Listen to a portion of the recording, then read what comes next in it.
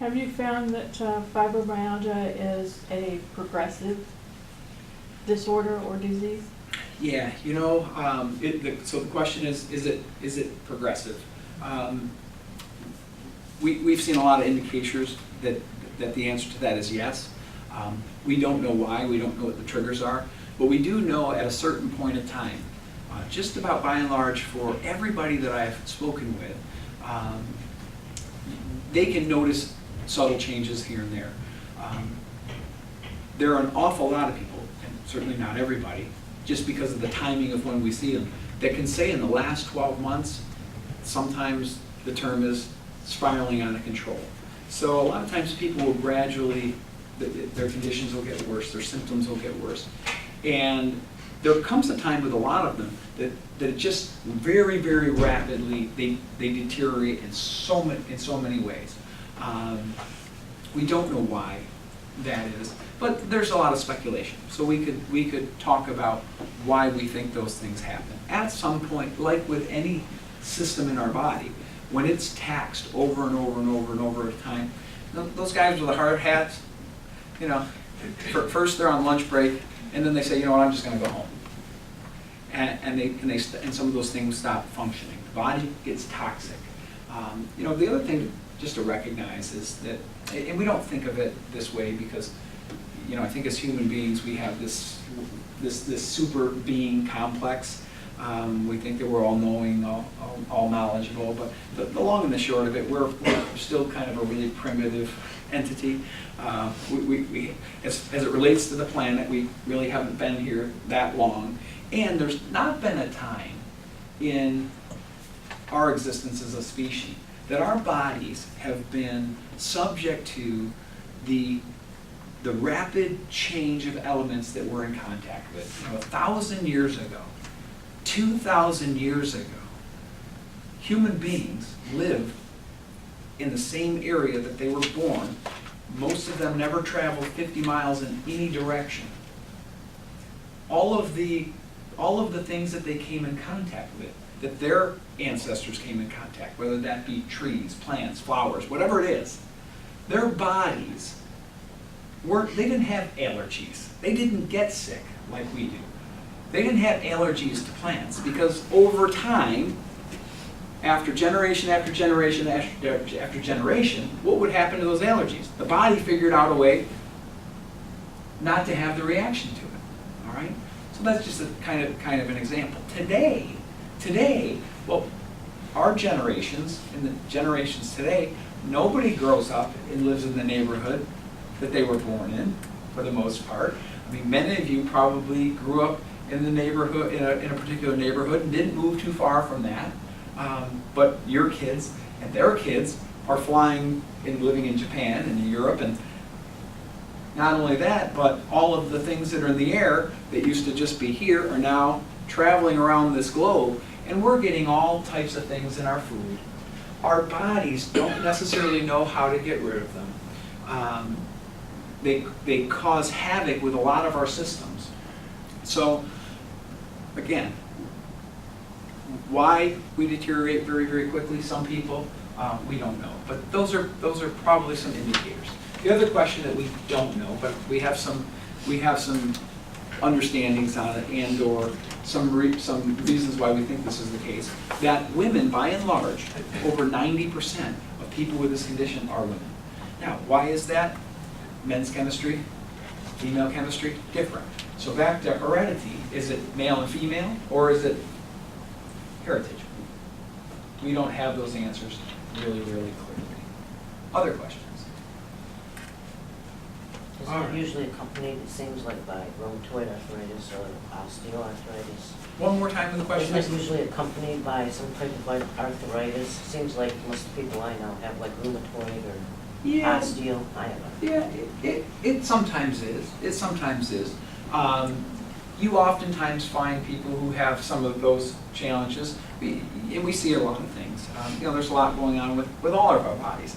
We see a lot of people with, you know, who feel very tense. Anybody feel tense in the back of their neck? Anybody in the room at all? Yeah. We have people who legitimately have neck problems. We have people who have fibromyalgia, for example. They got pain all over their body and their neck hurts. And the reason their neck hurts is because they spend most of their waking time looking at the computer going like this, trying to figure out if there's a solution for their problem. And that causes neck problems. And I know you're probably one of them. I understand. So if you're ready, what I'll do is I'll make a seat for you up here. And come on up, and we'll go through this little process. Is that okay? Sure. All right, good. Come on up. So here, I'm gonna have you sit right here. Watch that cord. How are you? Tell me your first name. Lori? Lori, please be seated. So Lori, what we're going to do is we're gonna test you. Now, do you want to assist? Okay, Dr. Gardner's here today, so he's going to assist me in this process. And I'll explain. Can you see that okay?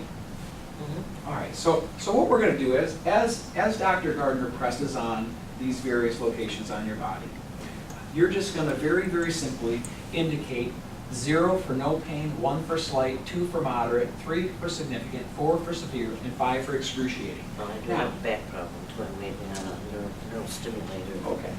Try it. Now this is probably going to hurt. If you need a break, just say, hang on, I need a break.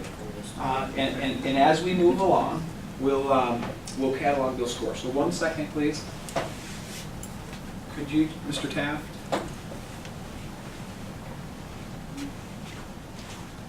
Hand that to Lisa, please. So we're just going to catalog this. We'll catalog before and after. And we'll come up with a number. A number helps us from a quantifiability, so we know what the patient's actually feeling.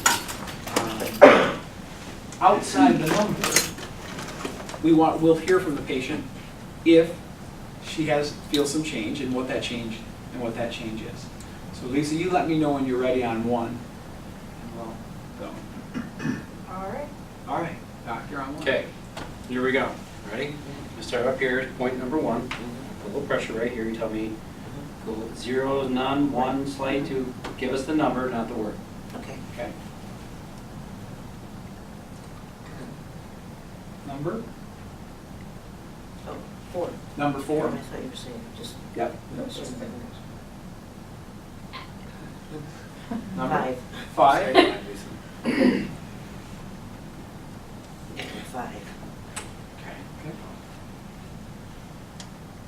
5.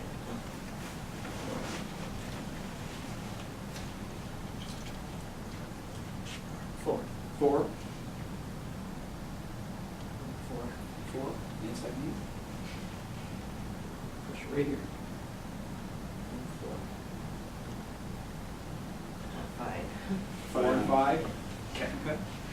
You're on 9? 4. 5. 5? 5. 5? Oh, 5. 5? Need a break? You okay? No, I'm fine. Okay. 4. 4? 4. That way, 5 there. Okay, now let me maybe scooch on up to the edge of the chair if you don't mind. I get a couple points down here on your low back, okay? 5. 5. Just 2 more.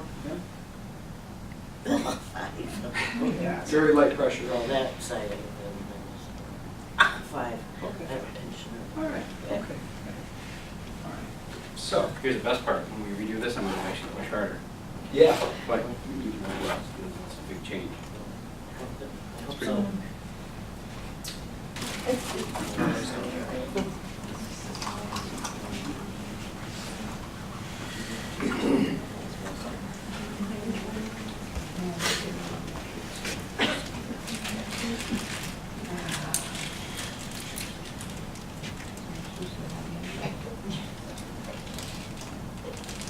So one of the interesting things that you guys will note here, as we're back, one of the interesting things you'll note is that this solution, had it not been shaken at all, would be really clear, and on the bottom it would be a little bit cloudy.